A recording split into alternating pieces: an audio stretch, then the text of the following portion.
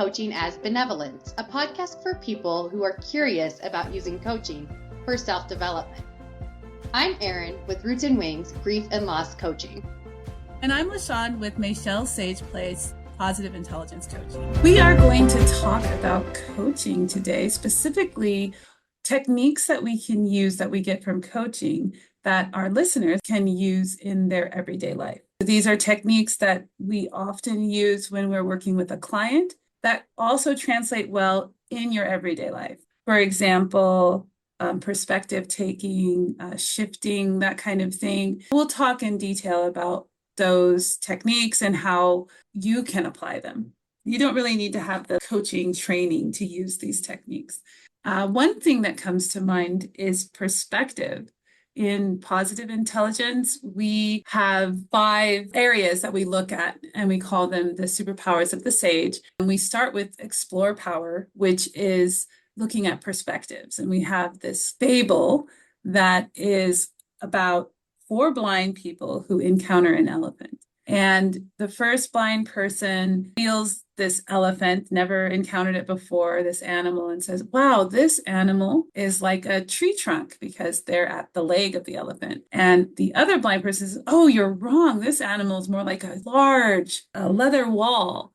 This person is at the side of the elephant. And the third blind person says, oh, you're both wrong. It's nothing like a wall and nothing like a tree. This is more like a snake because this blind person is at the elephant's trunk. And the fourth blind person says, oh, the 3 of you are completely out of your minds. This is more like a rope because the fourth blind person is at the elephant's tail. What I get from this fable is that people go into different situations and they have their knowledge of that situation. They have their knowledge of that situation, and it's easy to think what I know about this situation is all there is to know about the situation. It's not necessarily the case. In the case of these 4 blind people, if they had just maybe talked to each other, said, hey, this feels like it might be a trunk, and the other one, no, this feels like it might be this. They might have a chance to kind of put the pieces together. That's where I go when I think about this fable, but other people might think something different. Eryn, what do you think when you hear this fable? I think we talked about this in a prior episode. Which episode was that? Do you remember? I can't remember. I don't remember either. I mean, for me, I just think of the power of coaching's ability to help someone perspective shift, and maybe even to not hold on to this idea of what it right or wrong, but gain a deeper understanding into something. And I think that comes up a lot in the grief and loss coaching space that I live most of my life within. And that grief in itself is a big thing. It can be mysterious. It's hard to get to know. It's confusing. But once we have the space to look at that through various perspectives and by listening to ourselves really well, also we gain deeper insight into who we are, what our wants and needs are, and then how that may be impacting our experience, how the external circumstances are impacting our understanding of ourselves and the world too. So that's where my mind started to head when I think of perspectives in general. And I see that as a clear coaching tool that can be used in a lot of ways. And we described it in different ways. You maybe in the form of a metaphor, which you so beautifully have the language to do often throughout various episodes, right? You, L'Shawn, one of your coaching, I guess we're going to talk about superpowers later on, but one of your superpowers is that ability to relay the metaphorical space or the metaphorical imagery. So that's where my mind went as well. Anything else? Well, I like the idea of looking at the grief process, like the one thing that you mentioned about that, and just seeing like the different aspects of it. And one thing that came up for me when I was listening to what you were saying is if we were to apply this to everyday application, and I don't know if our listeners are aware that you offer consulting to companies, businesses, how to comfort or how to, I would say, what would you say, companion someone in your company who's grieving or how to support them Eryn, you can give me better words because you're really good at that. That's your superpower. I would say your superpower as a coach is offering terms and words and clarifying what's happening through models and through definitions. I think that's your superpower as an observation that I have made in the years that I've known you. I would like to bring that to the discussion is how would you consult an individual who is encountering or who has people in their lives who are going through the grieving process, or even a person who is working with someone who's going through the grieving process. And it doesn't necessarily have to be a loss of a loved one. It could be the loss of a project or an account or something. Understanding the things that you can go through when you lose something important to you or when something doesn't go the way that you want it to. What are some techniques or strategies people can use in those situations? And you're talking about the people who are going through them versus the people who are supporting them? How about both? Both. Okay. Yeah. So with the people going through those experience, I think of this Brene Brown quote where she says, courage is forged in pain, but not in all pain. Pain that is denied or ignored becomes fear or hate. Now, it's not always the case that it's, so strong fear or hate, but I appreciate her words so much. And so I think that's where I'd start from, that place of normalizing the experience with the individual. So this is a one coaching tip that you can use in your everyday life. Normalize that whatever hardship it may be that they're going through, that's okay, and it's okay to have hard things happen and those sorts of things. I think the other piece is to lean into those feelings, the complexity of thoughts and feelings that are going on, and that relates to her quote as she coins it, courage, right? When we lean into that rather than push that aside, we expand our own vessel of strength, our capacity to take care of others, take care of ourselves, and live more of an authentic life. That would be another kind of coaching concept to play around with. How do you help people do that have that expansion? And I think that takes time, and I think it takes a lot of exploration, as you mentioned, as the first part of your type of coaching that you do, L'Shawn, and moving with that exploration into some very scaffolded strategies so that we can relearn our world in a more hopeful way for ourselves. So if you're somebody helping someone going through these types of times and can be beside them in scaffolding those opportunities for them to try something new, maybe take these really small steps to doing something maybe a little bit different, that can also be supportive. And I think we talked about in our episode last week about also having that conversation with the person, using the language of the song. It's okay pretty much to not be okay, and we'll see this through together. And I think that's a third strategy in companioning somebody in your space. If you're not a grief and loss coach, right, just to sit there and say, we will do this together. We can get through this together. What do you need right now? Those sorts of things. So those come to mind for me. As a strengths coach, a positive intelligence coach, L'Shawn, what else would you add here? I love the piece that you added in about doing it together. We will get through this together. Also, the normalizing. And when I think of normalizing, I know what you mean by normalizing in terms of like this is okay that you're going through this. It's not an unusual thing, or it's not like you're broken or wrong or you're doing it wrong. It's just this is what you're going through, and it's okay to do that. But one thing I think about with normalizing, and if you think of what's normal is something that's familiar, something that happens many times. And I'm shifting a little, I recognize that, but I do want to bring in the importance of routine and habit and making certain behaviors that serve you and that are healthy, making those behaviors a habit. And that speaks to positive intelligence, because positive intelligence and mental fitness training is all about making those behaviors that then set the foundation for a positive mindset, making those things a habit. And that's where my mind goes when especially when you mention like positive intelligence. And that's something that was a game changer for me. When in the past, when I have sought help, encouragement, wisdom, I've almost always looked at it in the past, I looked at it as a one off. I'm going to read this book and it's going to answer all my questions and it's all going to be okay.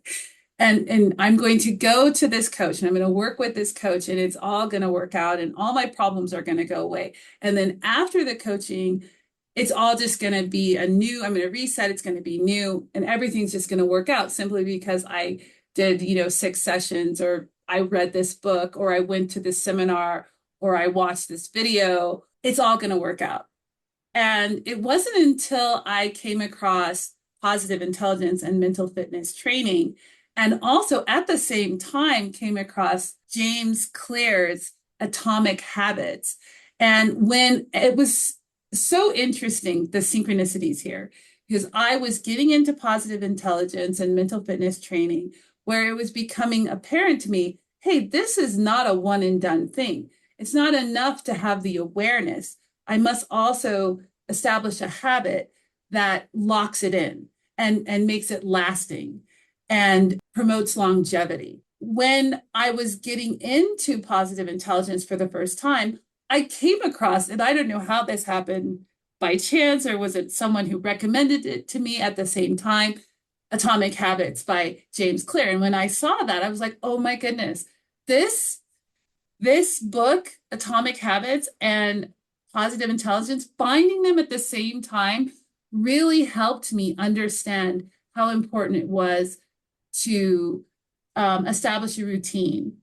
And the book gave me the tools I needed to do that in the very same way that we do in positive intelligence with the ease and flow of the sage, where we take baby steps. And Eryn, you say that a lot, baby steps. So, and I just think that is characteristic of coaching because we know change takes time, navigating change, getting used to change, reacclimating to change. That takes time and it takes baby steps. Having those two resources available to me at the same time really solidified and clarified the importance of habit when it comes to that powerful question that was asked in coaching. It reveals something, you get some insight. And then once you get that insight, it's really important to build on that and to do things in your life that are going to foster and support a change in behavior or mindset or thought process that's going to solidify that understanding or transform that understanding.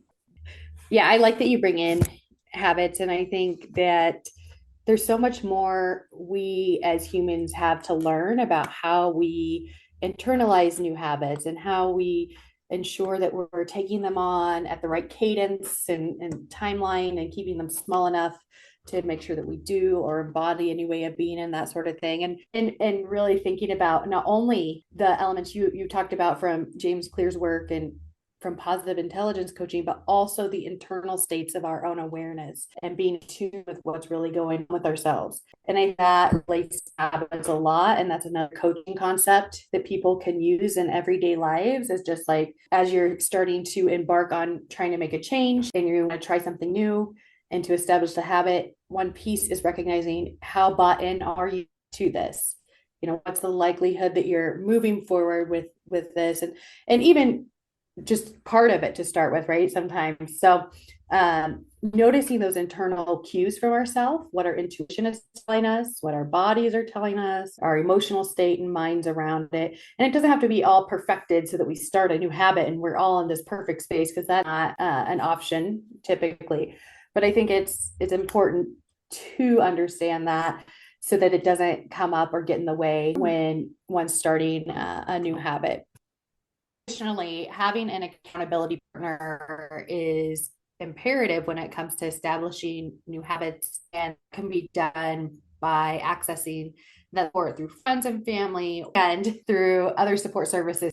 So realizing that we likely don't just alone in a silo is another key piece to changing behaviors and our ways of in the world. We see this, in a lot of different industries. A lot of different people have coaches and counselors that support them in their own world of work and their own hobbies, business coaches, athletic coaches, that sort of thing. And one of the things that I say is it'd be nice if we all had just a coach. It'd be a little bit more of an equitable system to accessing that coaching support service. Even have seen of its efficacy. That's what I'm thinking of when I think of accountability, partnerships, and coaching. Yeah, I like what you said about having a support network. If we were to apply that to just everyday practical outside of coaching, I would say even if our listeners were to have like a list or something where they can like think about, who are the people in my network? Everybody usually knows this, that I can turn to, not just when it gets to the point where it's too much for me, but just turn to on a regular basis. Make it a habit to have to check in with your loved ones, to create a culture of interdependence, which we have talked about in our we have talked about this, but I want to bring that back because it comes back to habits, routine, and having that support.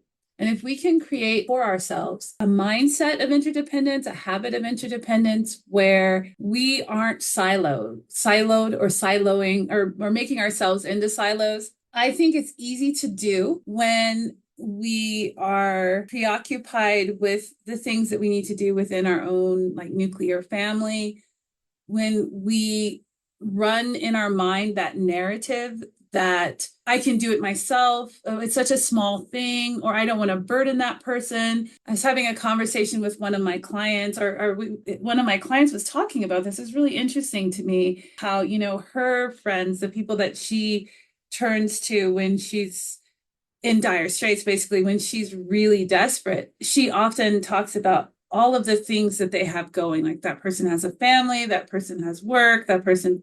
So you start to tell yourself that you shouldn't be a priority because you're listing, that is a habit of listing other things that come before you.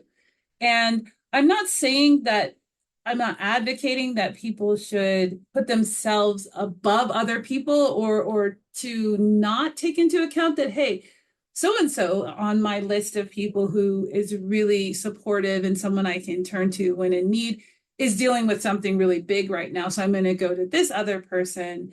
And I'm also going to check in to see how that person is doing, but not to stop yourself from reaching out to loved ones when you need someone else's perspective, or you need just a boost or a place to vent, or a place where you can go where you're not judged. That's also, I think, really important. It's important to keep in mind that your needs are not better than or worse than others. They're equal. And if you can talk to the people that you love and say, hey, I'm having a hard time now, or it would be really great if we could get coffee someday. I'm just feeling kind of isolated and I just want to reconnect. They can always say, oh, I have this stuff happening.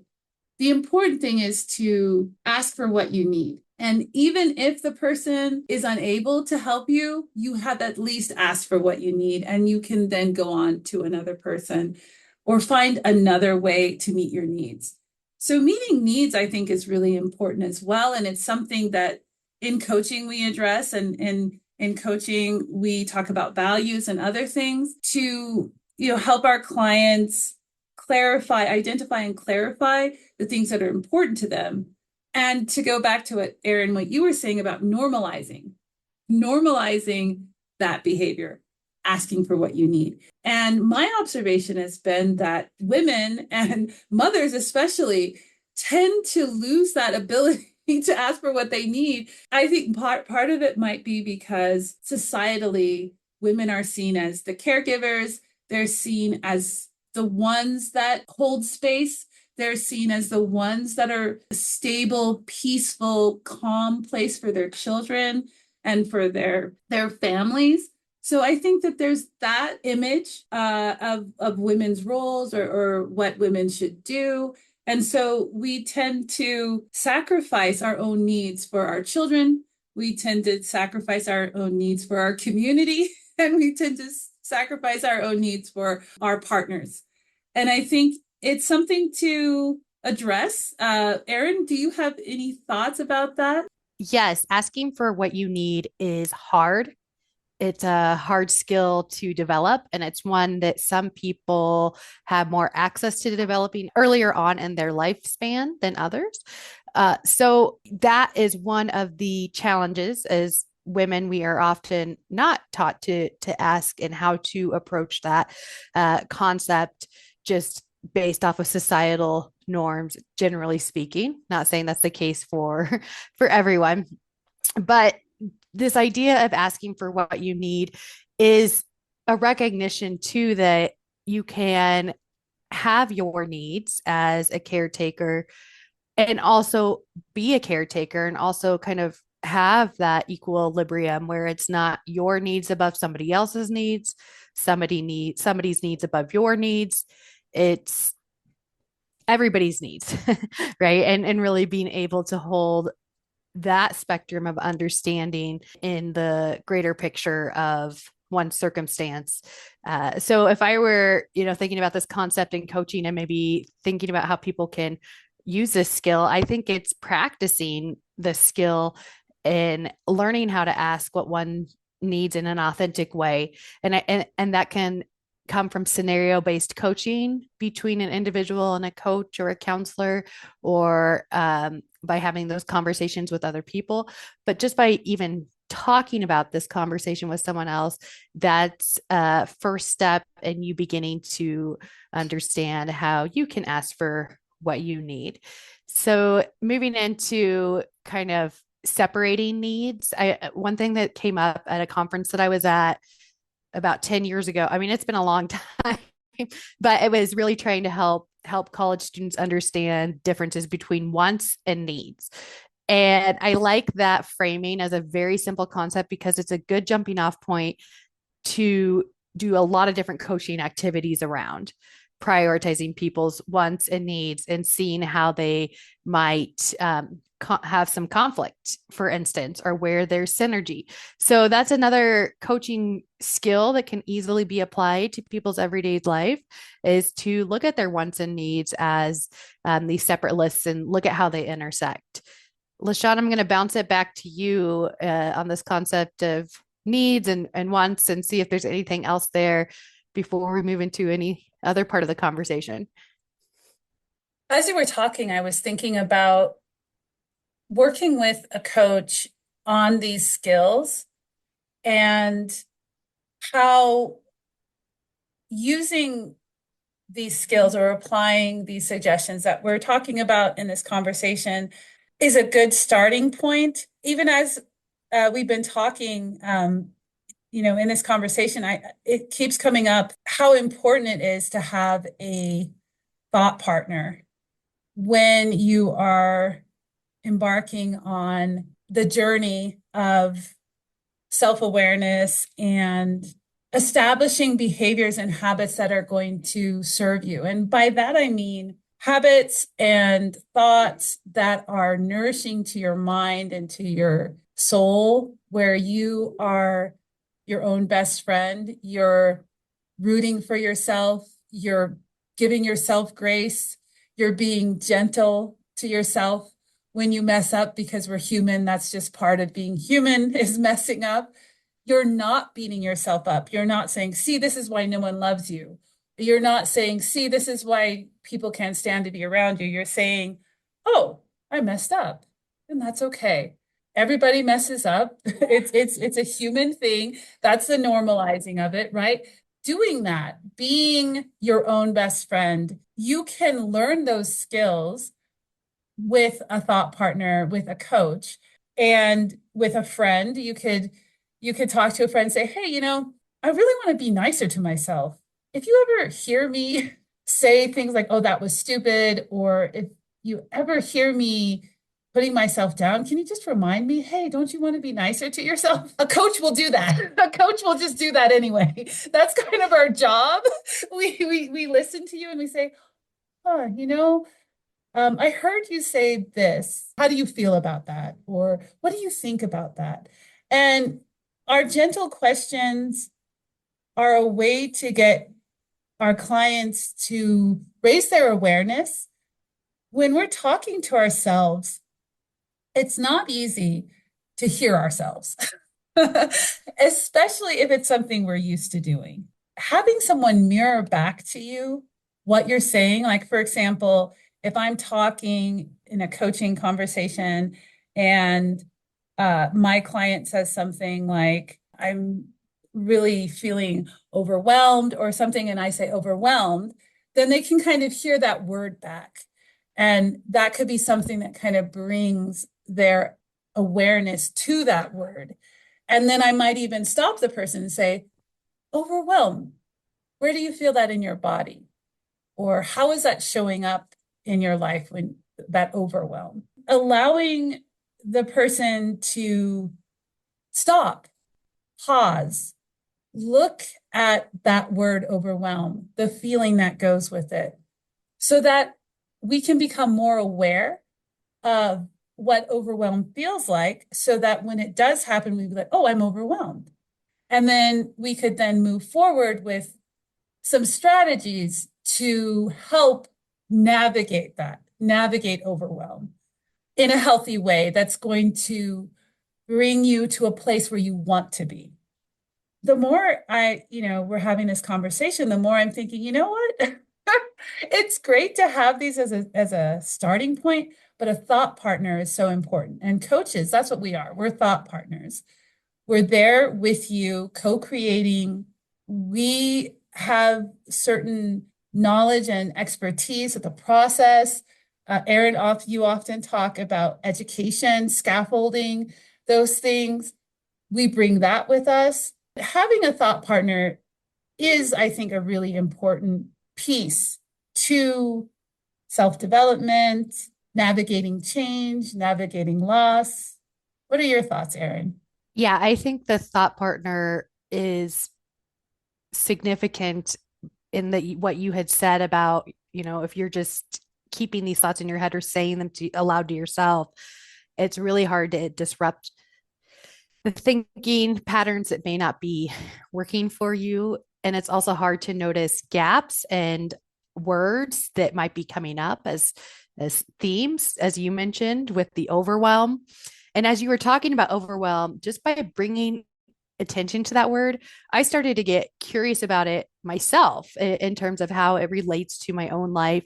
And one kind of paradoxical question about it is like, when has overwhelm been helpful to me, or when has that served me? And really thinking about, there are some positive qualities and there are some negative qualities and neutral qualities of that word. And so without having a thought partner to break that down in a healthy and helpful way for the individual, that can be really hard to sit with, versus if I'm sitting with it by myself and thinking, I'm so overwhelmed, I can't really get out of that, I can't disrupt that.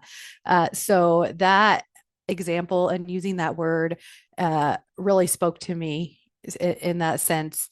And then thinking about, coaching in language in general, and that's another strategy to maybe find ways when you don't have a thought partner, with you, or in the moment you're really grappling with something and it's maybe hurting yourself, you're not dealing with things very well due to circumstances and thought patterns that are just on rote, thinking about, okay, what is this word here, what does it really mean, how am I feeling it? Like you said, how are you feeling it internally? But also, what are the qualities of the word that show up in your life in all the ways? Because we can sometimes get used to looking at something and only looking at it in a negative light. And we do that to ourselves. We are hard on ourselves and we treat ourselves poorly in a lot of ways. And I think that hopefully that's shifting some culturally, but I don't know. And that's maybe a question I have, LaShawn. Like, do you think that, with your clients that you see and just like, being a mom and seeing your kids and their friends, like, is there this focus on well-being now that we better understand how to support ourselves by not beating ourselves up so much? Has that shifted? Good question. I think yes and no. I think with social media, it there's more of a temptation to compare yourself with others. And if you're constantly seeing pictures of a happy family, of a beautiful meal that someone prepared, when people are putting those things out there in social media, it creates this picture of this perfect life. And it's rare for people, although there is a trend for like showing messiness and the messiness of life. But for the most part, Instagram, Snapchat, TikTok, those are all showcasing what seems to be perfection. And it's easy, especially with young girls, to look at these images and feel like, oh my gosh, I'm not measuring up. I'm not measuring up. So that's the no part. The yes part is I'm noticing that the zeitgeist is changing, that people are starting to recognize the importance of mental health. They're recognizing the importance of taking care of not just their bodies, but also their minds. There are inspirational motivational speeches, and I mean those things get lots of views on YouTube. You can see like how many views there are on YouTube. Influencers are saying it more to their audiences. Hey, be good to yourself, be good to each other, love yourself. That's something that we hear a lot more than we did when I was growing up. And I think people are starting to embrace the idea of self-care. Although there is a little bit of a backlash, I'm noticing people are saying self-care is actually self-coddling. And that, I think that's a nature of the beast. I think when we move a certain way in one direction, it's almost like inevitable that we'll start pulling the other direction, like we kind of Yeah. on a pendulum swing. And trends are very much like that. So yeah, I do believe that we are beginning to accept the idea of self-care, self-love. You're seeing it in songs more, you're seeing it with influencers. So, yes, I do think that there is a shift. However, with social media and the way that people are still valuing perfection over vulnerability, I do think that there is a tendency, a trend for us to value people who show up in a polished way. We're less inclined to trust someone who is messy or someone who is not, that professional polished look. And so there is a I think there is a kind of tendency to value that, but I do see that kind of changing little by little. It's encouraging to see, and I'd like to see more of it. I do think that it is reflecting more in spaces where it's more spiritual, or, of course, the self-help spaces. But if you veer into political spaces or business spaces or like that kind of thing, you're seeing more of you got to be polished, you got to be on top of your game, you got to be almost perfect, you got to be an expert. And there's that tendency outside of the softer spaces in social media that it hasn't quite gotten there. Although Simon Sinek, I mean, he is a prime example. You mentioned Brene Brown.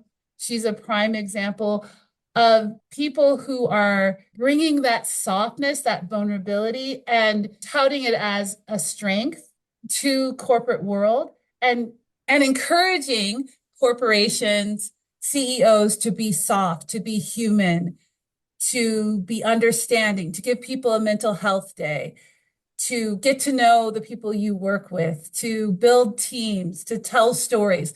That's really starting to get traction. That's encouraging to see. there's the whole heart-centered leading, looking at leadership as asking for needs and meeting needs and that kind of thing. So I do see a little bit of a leaning towards kinder, gentler spaces, but it's coming, I think. Yeah, I thought it was interesting that you mentioned that people think self-care is coddling. And I think it's interesting because self-care is such a broad term that some people may overuse it in certain ways where it's not promoting health and in fact it's declining their health in certain ways. And then other people may view it as something that they don't have access to or don't know how to embark on self care. And so I feel like we could talk about that topic of self care as a whole episode maybe in the future because, what is it? What is healthy, effective self care for each individual? And, that piece comes up in coaching questions a lot too, not always directly, but more in terms of just the concept of care and how are you caring for yourself and those sorts of things. So I like that you brought up that piece. That word is very fierce. I don't know, like coddling. It's a word that evokes a lot of emotion, right? Like, wait, you're saying I'm coddling myself because I'm taking care of my health? Like what? But I can see how the self-care industry gets that rap and how we get that rap by overindulging or doing certain things that, you know, may relate a little bit more to that word. But overwhelmingly, I see the benefit of these types of care practices implemented both within industry and, at the personal level too. And I like how you went into both the social media aspects of, the polished look of business and politics, and then also the other influencer looks of, be more soft and kind and those sorts of things. And it'd be really cool to keep moving toward this space of how these meld together and how we create, more opportunities within spaces that maybe don't have as many healthful practices that could possibly benefit from that. And that might be a coaching tip for the general public too, thinking about their own health and how that shows up in the workplace for themselves. And if they don't have good workplace policies, really using that thought partner as you use those words, using that person to find a good pathway forward that, helps the individual be able to have good health in the workplace and care for themselves when those policies may not exist. And then there are, a lot of organizations where employees are working toward crafting those policies and improving those policies, which it typically improves everything, including productivity and output as well. So yeah, I don't know. I just feel like self care, I have more to say, I think, but I don't at this moment. Um, yeah. So I guess kind of circling in, are we kind of at that point for a coaching nugget of wisdom? And I know throughout this episode, we've dropped them throughout, which has been really cool. So if you listen to the episode in its entirety, you'll get quite a few nuggets of how you can apply coaching skills into your daily life and into your world of work and into your personal lives. And so I will say the coaching nugget of wisdom is a call to action on my part. I challenge and encourage anyone who is listening to really delve into these self development topics with a person that they trust, including a professional such as a coach or a counselor, but also a friend or a partner, and really try to find a way through using the coaching techniques in this podcast through some of those challenges and problems you may be facing to create better outcomes for yourself. Yeah, I was thinking the same thing, Eryn. For my coaching nugget of wisdom would be a call to action to encourage our listeners to choose one of the nuggets of wisdom that we have included in this conversation and some of which we intended as a negative wisdom, others of which might have spoken specifically to you. So if there's anything that we've mentioned, anything we've talked about that you were like, wow, wow, that's exactly where I am right now. I really want to encourage you to take a moment, pause, jot down those things that we say around that topic, maybe do a little research or even have a conversation with a friend that or a loved one, someone you trust. It could be a friend, it could be a coach or a counselor, and get started with the investigation or discovery of that, finding out what it was about that. Maybe you already know it's crystal clear, or it might just be a little bit of a physical response to something we said, or just a moment of hesitation, or where you pause, or you like maybe stop the recording or whatever. That means there's something you need to know. That's something that's could be of use to you. So I would encourage you to take the time to choose one of them that resonates with you to kind of explore and see where it takes you.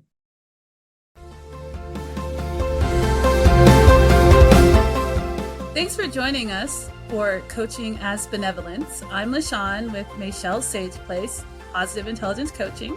And I'm Eryn with Roots and Wings, Grief and Loss Coaching. Have a benevolent day.